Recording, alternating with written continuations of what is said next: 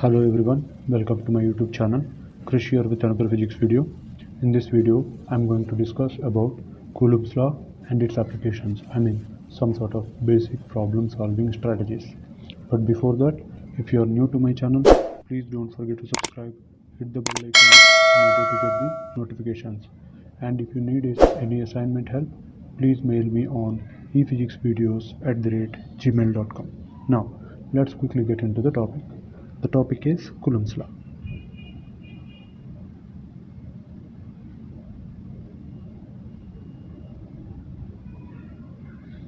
So, what is meant by this Coulomb's law? Coulomb is a scientist who has studied the electrostatic force between the charges. Okay, so according to his observations and experimental results, the electrostatic force between the two charges is identified as directly proportional to the product of the charges, and this force is inversely proportional to square of the separation between the charges.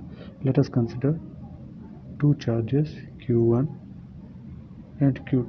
Let's say these two are separated by a distance r. Now the electrostatic force between these two charged particles is directly proportional to the product of the charges, and this force is directly proportional to 1 by r square. Inversely proportional to square of the separation between the two charges. Now if I combine these two relations, I'll get F proportional to q1 q2 by r square. Now in order to remove this proportionality, I have to introduce a constant, and that constant I'm introducing it as k, q1 q2 by r square. So this k is the proportionality constant.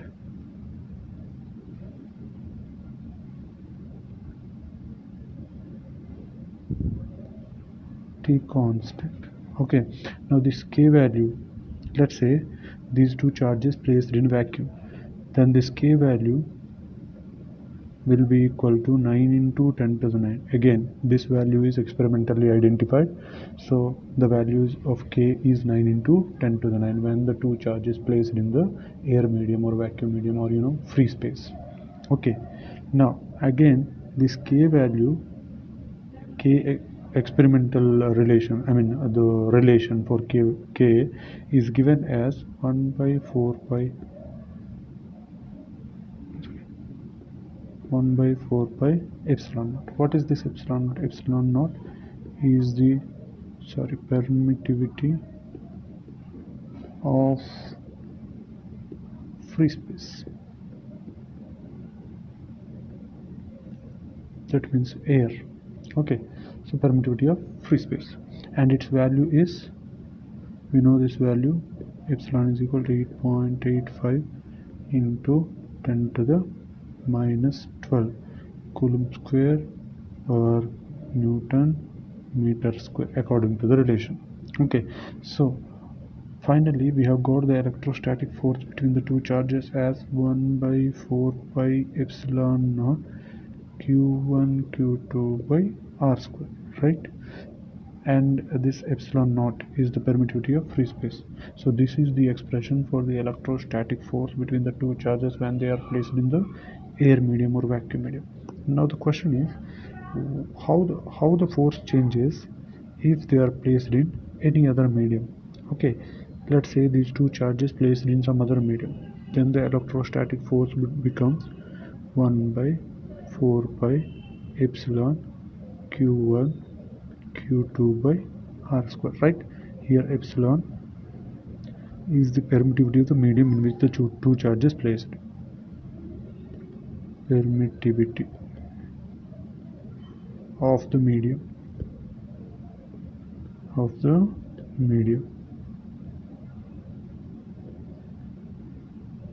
in which the two charges are placed. Okay, now I'm going to give you a relation, that is relative permittivity, and this relative permittivity of the medium is defined as the permittivity of that medium to the permittivity of free space. Okay, this relative permittivity is also known as dielectric constant.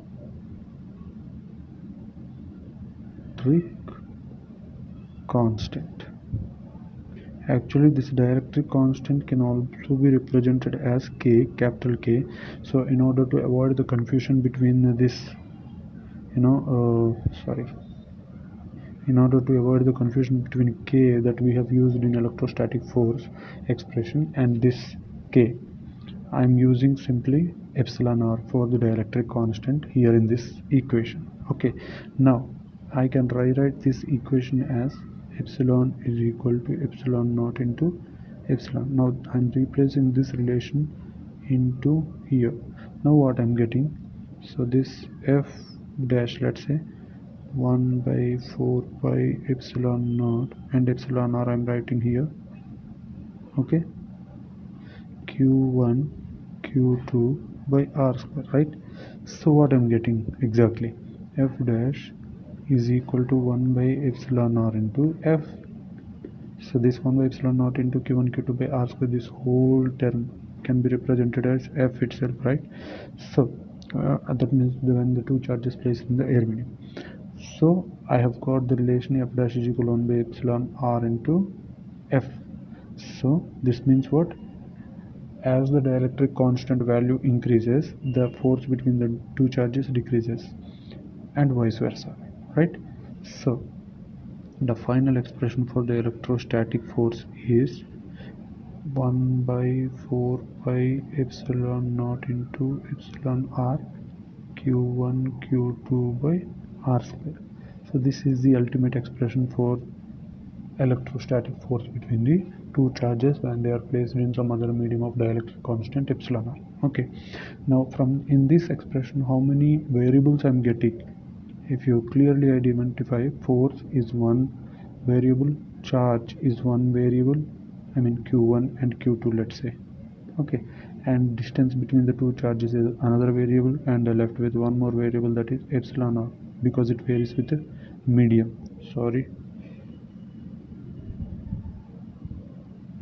So because it varies with medium, right? So I have got four variables here: force, charge, distance between the charges, and dielectric medium, I mean medium in which the charges are being placed. Now if I if I keep two of the variables as constants, then I can get the relation between the other two. So I'm taking the first case. Okay, in the first case what I'm going to do is I will consider the distance and dielectric constant as constants, medium as constants, right? In that case I'll get the relation between force and the charges. If one of the charge or both the charges increases, then the force between the charges also increases. Okay, and if charges decreases, then the force obviously decreases. Now coming to the second case. In this case what I'm going to do is charges I'm keeping constant and the electric medium also keeping constant. Then I can get the relation between force and the distance between the two charges. So from this relation we can conclude that as the distance between the two charges increases, then the force between the two charges decreases, and vice versa, right? So from this relation we can also conclude that this electrostatic force obeys inverse square law. Inverse square law. Okay, why? I mean, why it obeys inverse square law? From the relation itself you can read it out like the force is inversely proportional to, that means inverse proportional to square of the distance. That means it obeys inverse square law, just like gravitational force. And the gravitational force is also, we have studied it varies with, I mean it is inversely proportional to square of the distance between the two objects. Similarly, okay, similarly electrostatic force also obeys inverse square law. Okay, just like gravitational force. Now coming to the next case, third case, right? Okay, third case, let's say. In the third case what I'm going to do is I'm keeping charges and the distance as constant. So I'm getting the relation between force and the dielectric constant. This relation that we have already discussed. As the dielectric constant increases, the force between the charges decreases. That means the force between the electric charges varies with the medium. Okay, so inversely proportional to dielectric constant. Now let us go to the next relation. Okay, now I'm considering the two charges here. Okay, q1, q2, let's say, and these two are separated by distance r, let's say. Okay, now the force on 2 due to 1, force on 2 due to 1, it acts towards left, right? There exists repulsion, right? There exists repulsion. So q1 charge pushes q2 charge towards right. Similarly, q2 charge pushes q1 charge towards left, right. Q force on, sorry, one second. So this force is right. This force is right. And what about this force on 1 due to 2? That is to the left.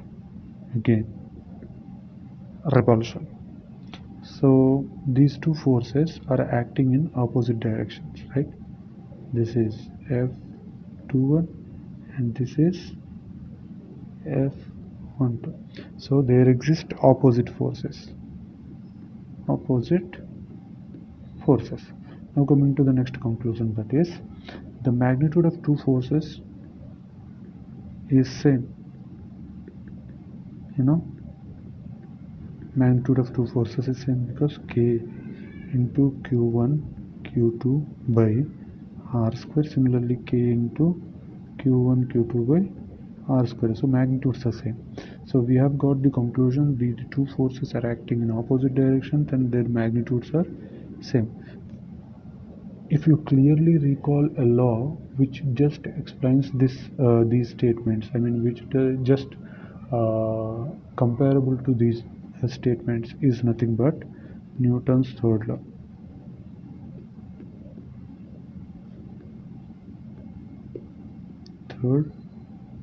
According to Newton's third law, there exist equal and opposite forces. Okay, and those two forces are acts on two different objects. In our case also, the force 2-1 is acting on q2, force 1-2 is acting on q1. So these two forces are acting in opposite directions and with same magnitudes and acting on two different particles. So we can simply conclude that electrostatic force obeys Newton's third law of motion. Okay, right, we have got the conclusion. Now we'll get another conclusion from this observation. If I would say, I'll take the same illustration again, q1 q2 separated by distance r. Okay, now what exactly happening is F21 is acting in this direction. Similarly, F12 is acting in this direction, right? So these two forces are acting in opposite direction along the line joining, the line joining, right? Line join. If you reconsider this, instead of taking two positive charges, if I would have taken a negative charge, then exactly what happens? Let's say r distance. Now force on q2 due to q1 is attractive, and so it acts in this direction, F21, and force on 1 due to q2 again towards right because of attraction, F12. So these two forces are also acting in opposite directions and along this line joining the two charges only. So what we have clearly observed is the electrostatic forces are acting either away from the center or towards the center along the line joining the two charges, right?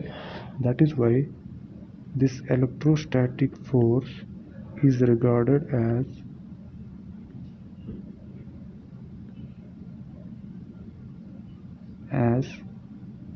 a central force. Central force. Okay, so this is a central force. Now coming to the next point. Why they have called it as a central force? Because it always acts towards the center or away from the center based on the nature of the charges. Okay, so this is one conclusion. Let us get another conclusion. Let us discuss another important property of the electrostatic force. Okay, now in case of gravitational field, what we have observed is, if there is a box on the surface, if I would have displaced this object to a height h in along this path, and in the second case what I did is I have displaced this object along this path to a same height again. Okay, what is the gravitational potential energy stored in both the cases? This is mgh, and in this case also mgh, that means work done by the gravitational force is same in both the cases, and it is independent of the path forward. Just like this case, similarly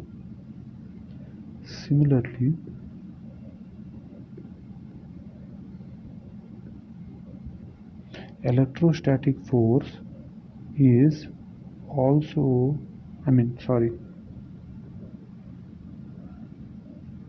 similarly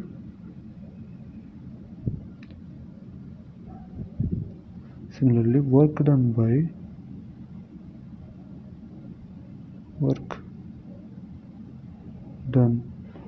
by electrostatic force is also independent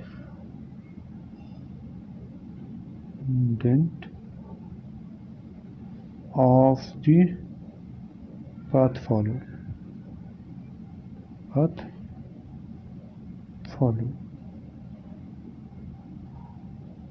So this electrostatic force can be considered as a conservative force, just like gravitational force.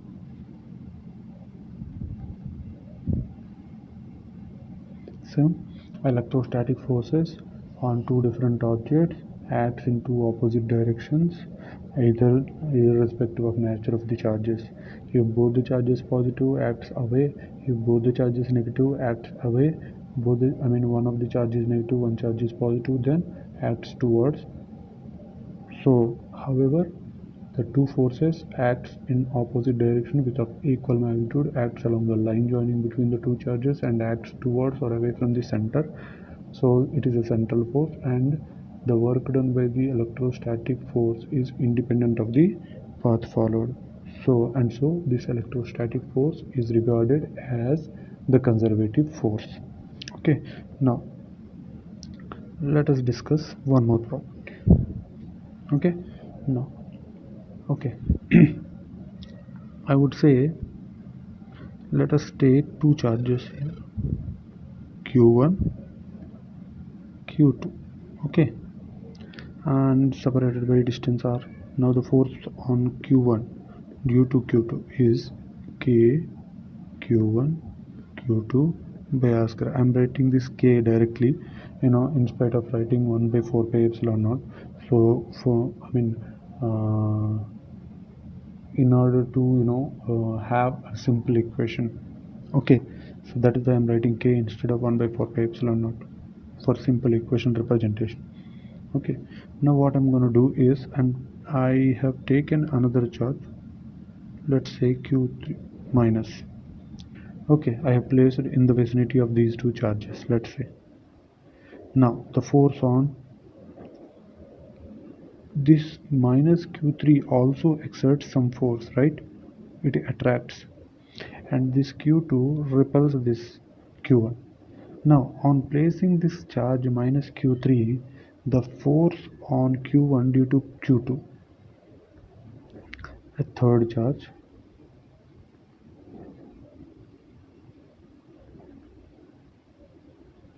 in the vicinity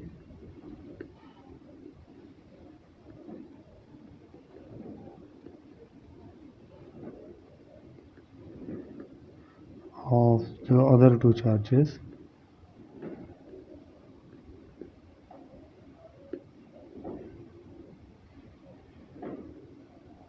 the the force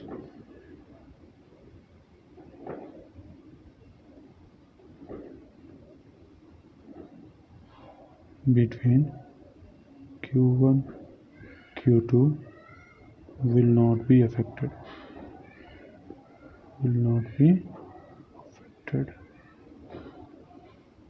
affected.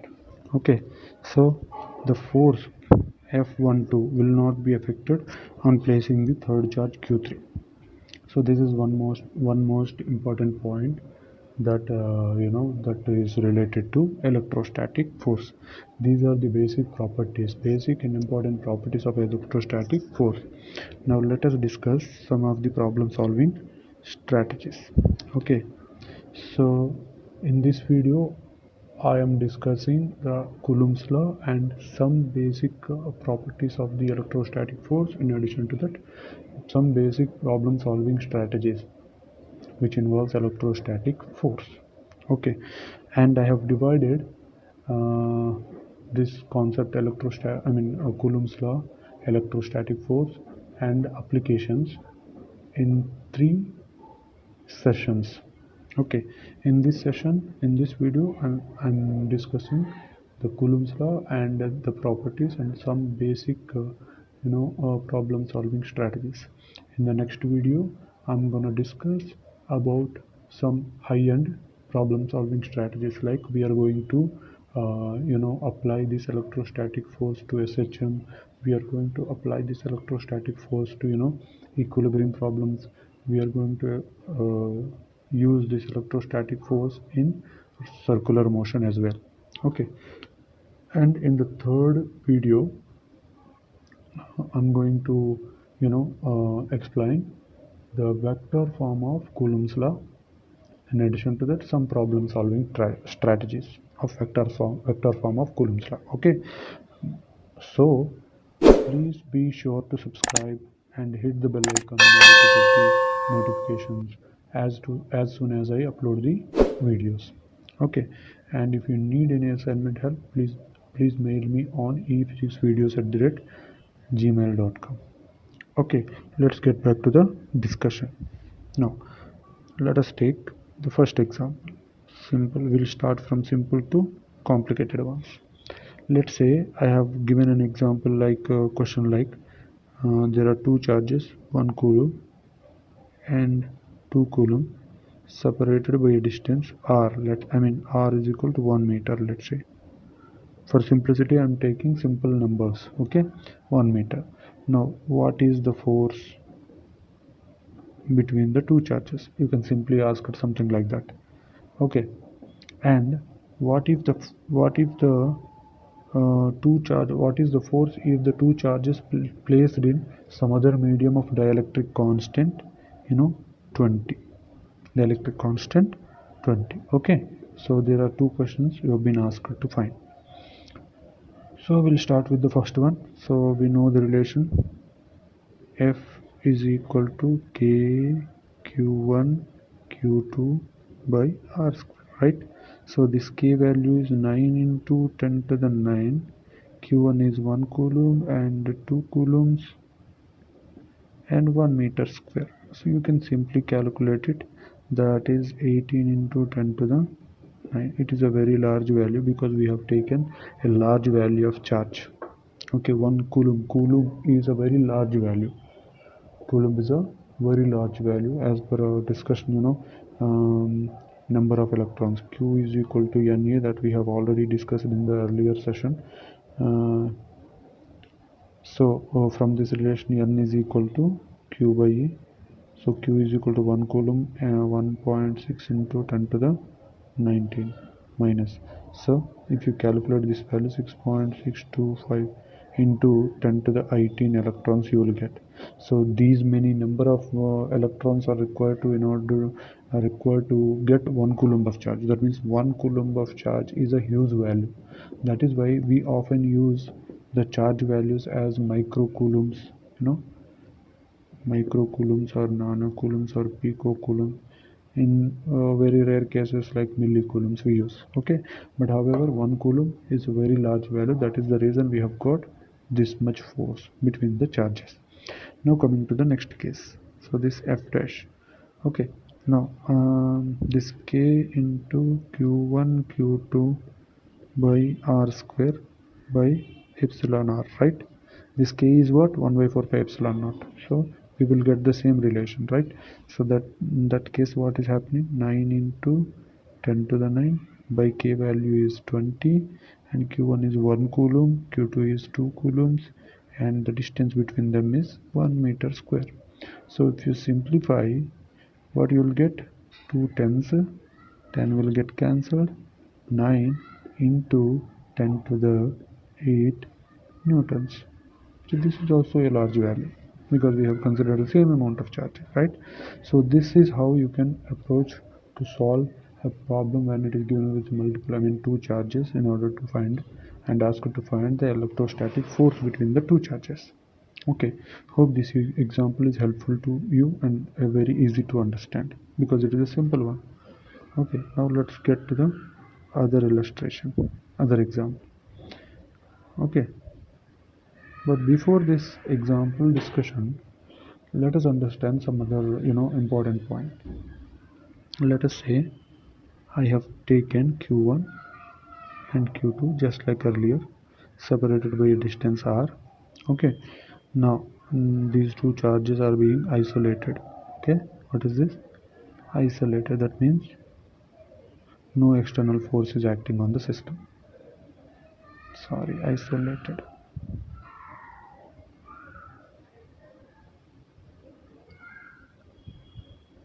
Example, isolated. Okay, this is your isolated.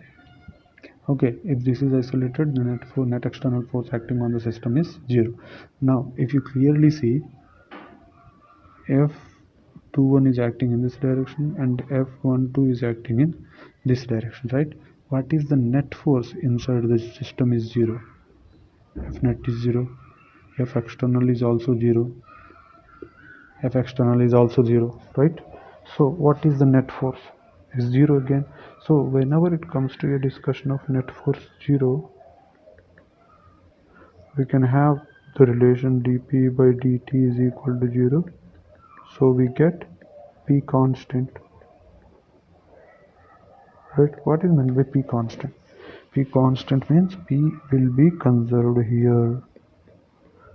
P will be conserved, right? P will be conserved. So if P is conserved, we can apply this conservation of momentum to the given illustration, right? So in order to make you understand this,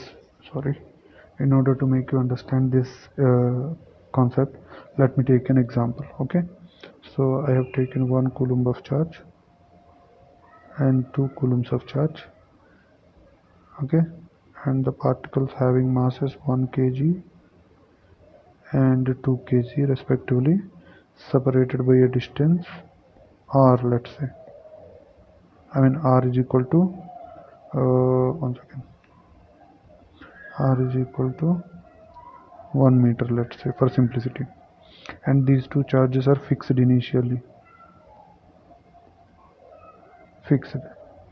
Now once the charge is left free, if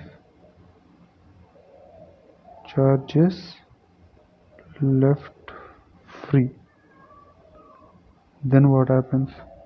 They fly away. They fly away because of the repulsion, right?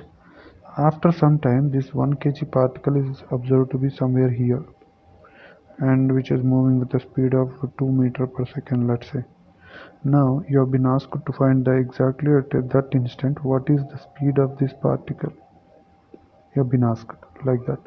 You can simply apply the conservation of momentum like 1 kg into 2 meter per second, or you can go in details like P initial is equal to P final. That implies P initial, the total system initial system, is 0 because there is no motion, and final m1 v1 plus m2 v2. Now if you clearly write the equation, v2 is equal to minus m1 by m2 into v1, right? So m1 is 1 kg, m2 is 2 kg, v1 minus, I'm writing here v1 is the leftward direction, so 2 minus 2. So what I'm getting? I'm getting 1 meter per second. I have got positive value, so it must be moving towards right. So this is how you can approach to a problem whenever it is asked to use conservation of momentum while you're considering the electrostatic force.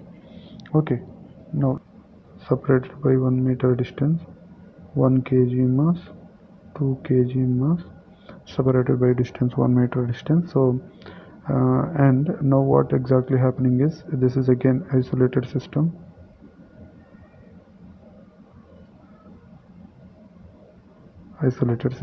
Okay, now what we need to find is, let's say initially these two were fixed. Now after some time I left them free. Okay, then what happens? They actually fly away. So once they fly away along the line joining only. So then what happens exactly is, this q1 can be observed somewhere here.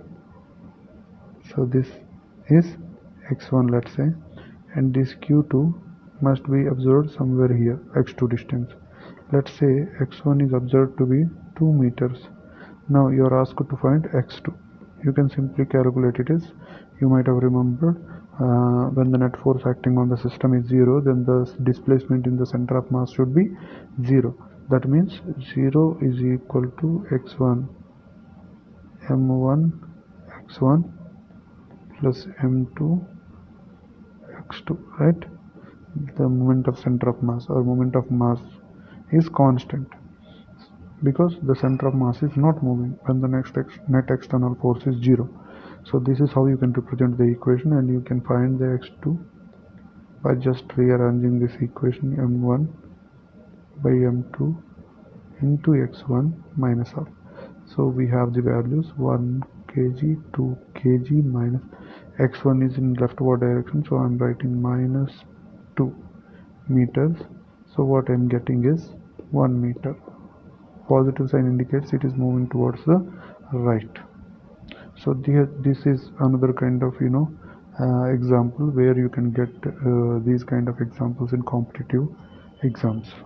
Okay, now let us go to next example.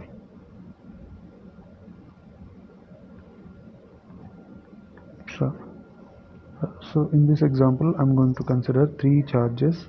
I'm going to place them on the vertices of equilateral triangle. So 1 coulomb, let's say, 2 coulombs, let's say, and this is minus 1 coulomb, let's say. Okay, now the question is asked to find the net force on 1 coulomb charge. F force on 1 coulomb charge is equal to how much? Okay, right. Now there will be a repulsion here and there will be attraction here, right? So the force due to 2c on c is in this direction, that is F1, let's say. Now force on this 1c due to minus 1c coulomb is attractive, so this minus 1c pulls this force, pulls this 1 coulomb charge because of the attraction. So let's say this is F2. Okay, now I'm gonna find F1 first. Okay, I'm keeping it as it is for making this calculation simple. Okay, Q1 is how much? So this is 1 coulomb and minus 1 coulomb. I'm writing the magnitude only. So I'm considering this minus sign. Okay, so this is 1 coulomb again, magnitude for magnitude. So as I have already told you, this is an equilateral triangle, so sides must be equal, which is equal to 1 meter square. 1 meter square here I'm writing. Now what I'm getting, K I'm getting here. So F2 direction I have already represented. F2 is equal to K, F1, let's say. Okay, so F1 I have written it as wrong. Let's say you can consider this can be as f2 and this can be as f1, let's say. Okay, I've written f1 and f2 I'm writing. So 1 coulomb and 2 coulombs by 1 meter square again. So what I'm getting? 2k. Now what I'm gonna do is I'm gonna resolve these two vectors into x and y components for simplicity. Okay, so let us express the x component of f2, f1, let's say. So as it is an equilateral triangle, angles must be equal to 60 degrees, right? So what is the component along x direction? f1x is equal to f1 cos 60, right? So f1 is, you know, k cos 60. Cos 60 value is 1 by 2, so k by 2 I'm writing it as f1x. Now f2x is minus f2, that is equal to minus 2k, because this component is along negative x direction, right? Okay, now let us discuss the vertical components. Okay, so in case of vertical component, you have f1y. f1y is f1 sine 60. So root 3 f1 is k, right? K by 2, right? And f2y is equal to 0 because it is acting along the negative x direction. It has no projection on y axis, so f2y is 0. So fx net is equal to what? K by 2 minus 2k. K by 2 minus 2k, right? Similarly, fy is equal to how much? f1, that is root 3k by 2. Now we have got the, this fx and fy. You can simply calculate the f magnitude under root fx square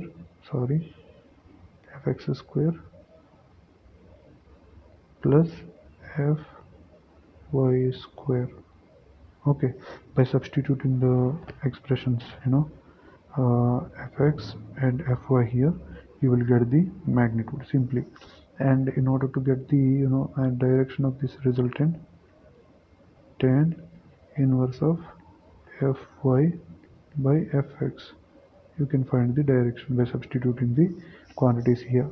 Okay, here I have used the k as it is, but instead you need to substitute the value of k, that is 9 into 10 to the power 9, in order to get the final answer as a numerical value. Okay, so these are all the equations that has to be taken care in order to get the correct final answer. Okay, so this is one kind of example. Let us go to another illustration. Now let us take instead of 3, this time I'm taking 4 charges, let's say. Okay, so these are the 4 charges.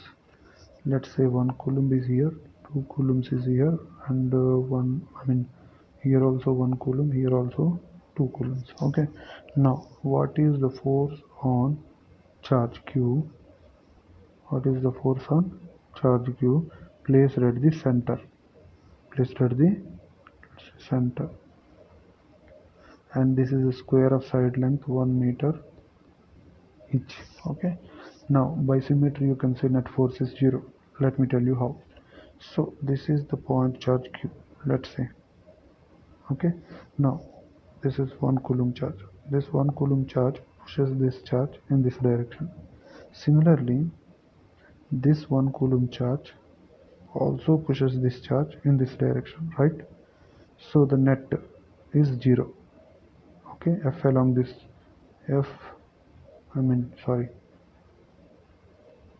so they cancel out,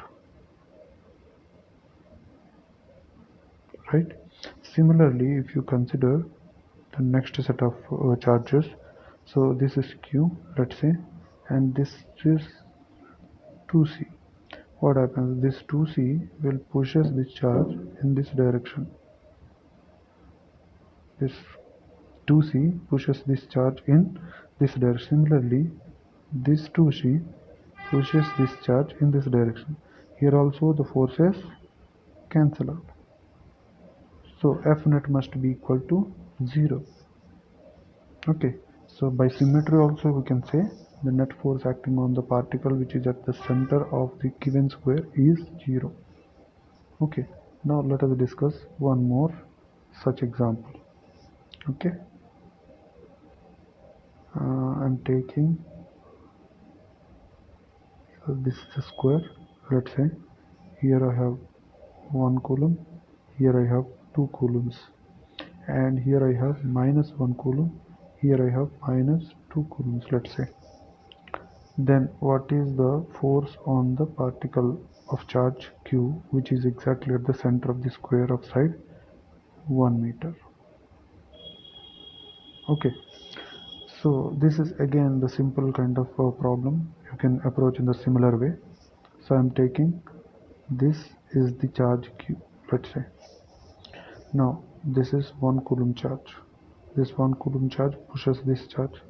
Similarly, here minus 1 coulomb charge is there, right? This minus 1 coulomb charge also it pulls the Q charge because of the attraction. This repels, I mean, so it acts in this direction. This attracts. So these two forces add together to give the net force along in this direction. Okay, so F1, let's say F1 is equal to K 1C Q by, let's say this distance R at the initial, plus K magnitude 1C and Q by R square again. Now what is the result? That is 2KQ by R square. Similarly for the minus 2 charge also, F2. So F2 is acts in this direction, right? F2 is equal to K2C Q by R square, K2C Q by R square, right? Or what I'm getting? So I'm getting final equation says F2 is equal to 4KQ by R square. I'm just using the variables. We'll substitute the numerical values later. Okay, so F1 we have already got. F1 is equal to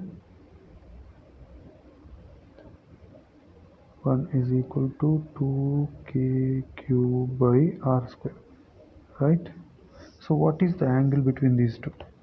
If you clearly observe the angle between these two, this is acting in this direction, this force is acting in this direction, right? The angle between these two must be 90. So the resultant that we can simply calculate, F is equal to FQ, force on charge Q, under root F1 square plus F2 square.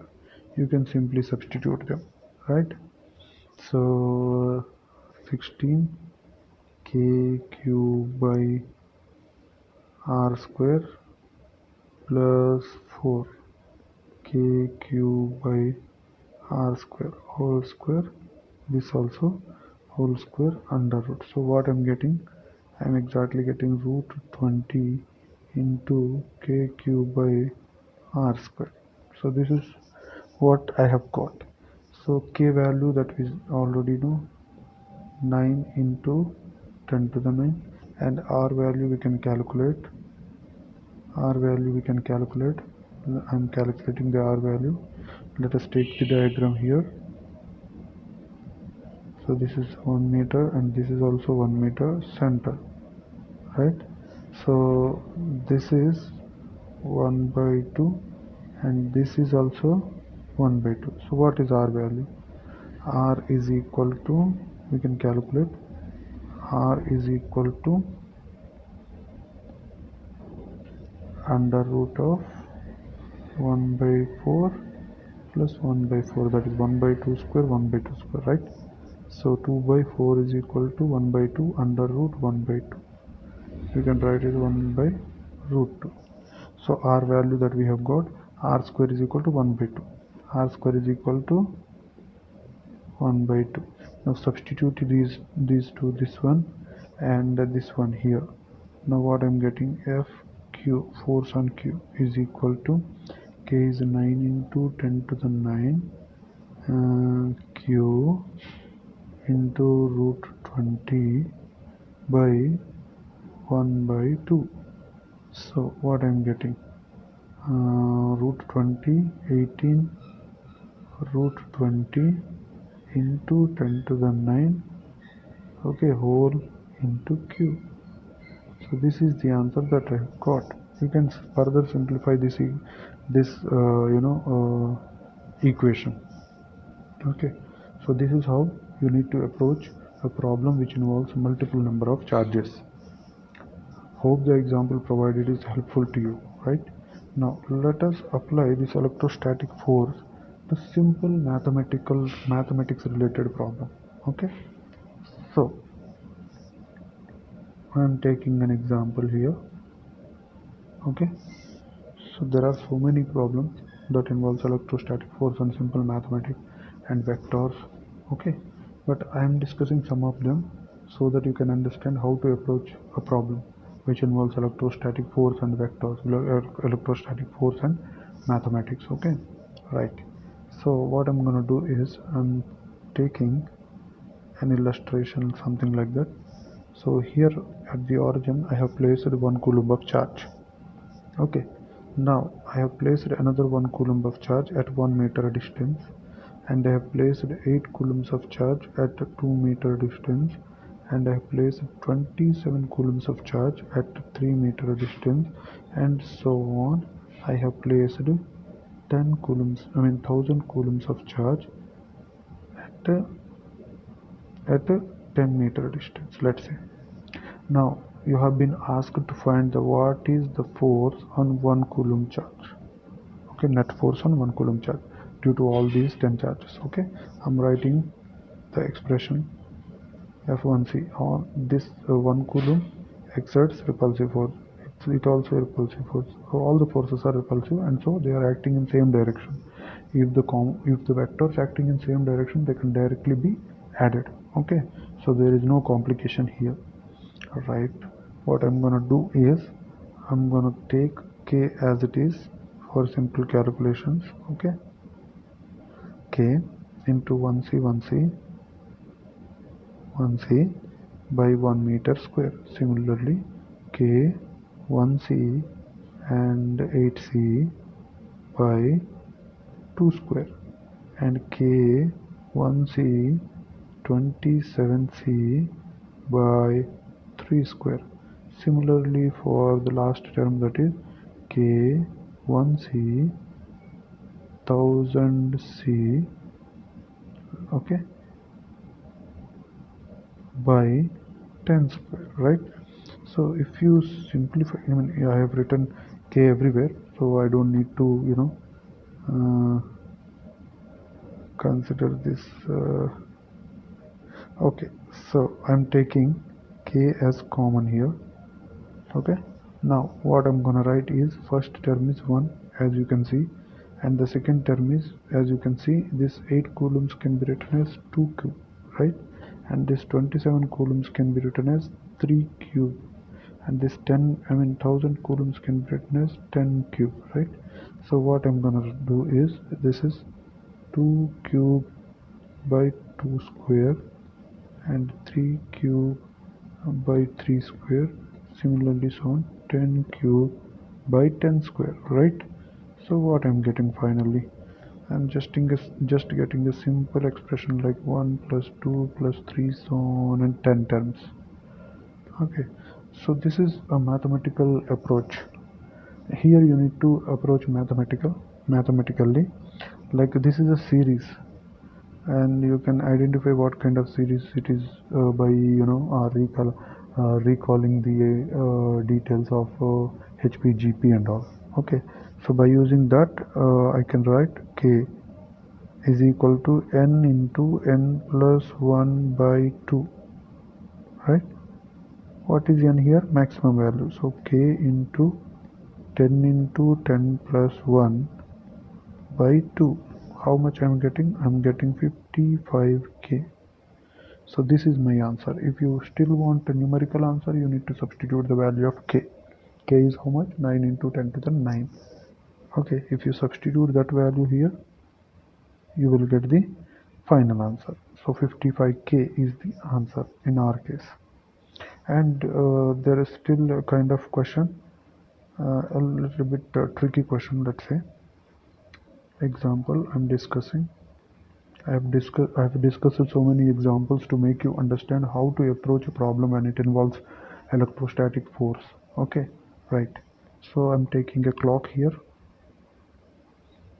Clock means there will be needles and there will be numbers. This is 12 coulombs and 1 coulomb, 2 coulomb, 3 coulomb, 4 coulomb, 5 coulombs, 6 coulombs, 7 coulombs, 8 coulombs, 9 coulombs, 10 coulombs and 11 coulombs. Okay, so this is what I have considered so far. Now here I have placed a charge Q exactly at the center. Now I have asked to find the charge, net charge on Q. Can we calculate it? Yes, of course we can calculate it. Let's say the force due to this 6 coulomb charge in this direction and the force due to 12 coulomb charge in this direction. So what will be the net charge here? So what will be the net charge? F, let's say this is K, you know, 6 coulombs minus 12 coulombs, 6 coulombs into charge Q by distance. Let's say this is 1 meter. Okay, 1 meter. So 1 square. I have taken it directly. Okay, so you don't need to it is not a complicated thing. If you want me to do it completely, I'll do it. No worry, I'll do it. Okay, let's say so this is force 1. 1 second. This is force 1. F1 is equal to, this is in upward direction, this is downward direction. Let's say downward as positive, upward as negative. K Q 12C by 1 meter square. Similarly, upward force as a negative, K Q 6C by 1 square. So what I'm getting? I'm exactly getting K 6KQ is the value that I've got so far. So you need to follow the same steps for all kind of charges. So this is 7 and 1, 6 coulombs again. This is 2 and 8, 6 coulombs again. 3 and 9, 6 coulombs again. 4 and 10, 6 coulombs again. 5 and 11, 6 coulombs again. 6 coulombs again, right? So forces, how the forces differ? What is the resulting diagram would be? Let us say this is Q. Now this is the force. How much I have got? 6KQ, right? Now similarly, when it comes to this one, what I'm getting? So this one, 7, due to 7 there will be force.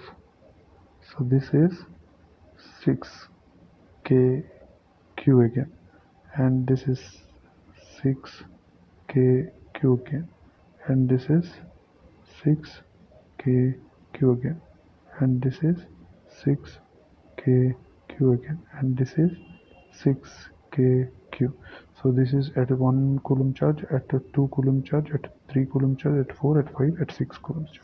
So what I've got? Similar amount of charges, right?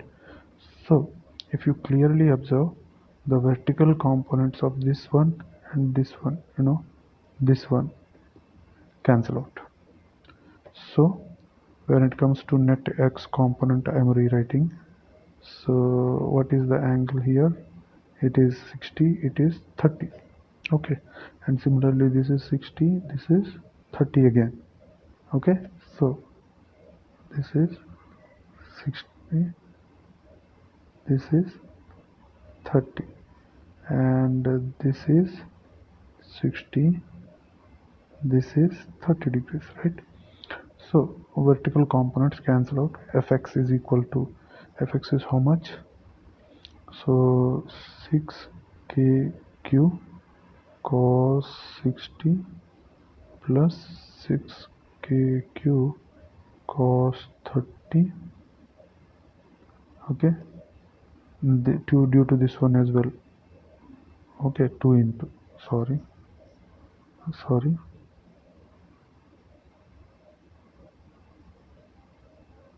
plus 6kq cos 60 plus 6kq cos 30. If you clearly recall 30, okay, if you clearly recall cos 60 value 1 by 2, and there is two terms, 1 by 2 will get cancelled. 6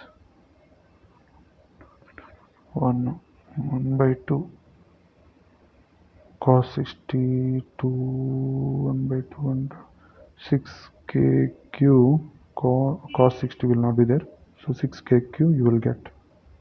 Okay, so 6kq cos 60, 6kq cos 60 is equal to 2 6kq cos 60, and this cos 60 is 1 by 2, 2 will get cancelled, 6kq will remain. Similarly, plus this 6kq cos 30, 6kq cos 30, 2 6kq cos 30, that is equal to root 3 6kq, root 3 6kq, that is fx, plus what is still remains? 6kq, 6kq, exactly at the middle, this one. Okay, plus 6kq. Okay, 6kq, that is equal to 12kq plus root 3 6 root 3 kq, that is the x component. Okay, 12kq 6 root 3 kq. Okay, now coming to the vertical component. If you clearly observe, there is only one vertical component, that is 6kq. So the vertical component Fy is equal to 6kq. Now what is the force on Q? Is equal to Fx I cap plus Fy j cap, that is equal to 12kq 12kq plus 6 root 3 kq, 12kq plus 6 root 3 kq, sorry, kq into I cap plus 6kq, sorry, 6kq j cap. So this is the vector. If you want to find the magnitude, you can simplify it, fx square plus fy square, sorry, fy square under root. And if you want the direction, theta is equal to tan inverse of fy by fx, which gives the direction relative to the x-axis, either positive or negative depending upon the sign obtained for x component. Okay, so this is how you need to approach a problem. So it is not a complicated problem, it is just a lengthy problem. The approach is same again. Okay, so we have discussed the Coulomb's law statement and Coulomb's law expression. In addition to that, some of the properties of electrostatic force. In addition to that, some of the problem solving strategies which involves the electrostatic force. Hope the content in the video is helpful to you. If you find the video helpful, please don't forget to share, like, subscribe, and don't forget to hit the bell icon in order to get the notifications.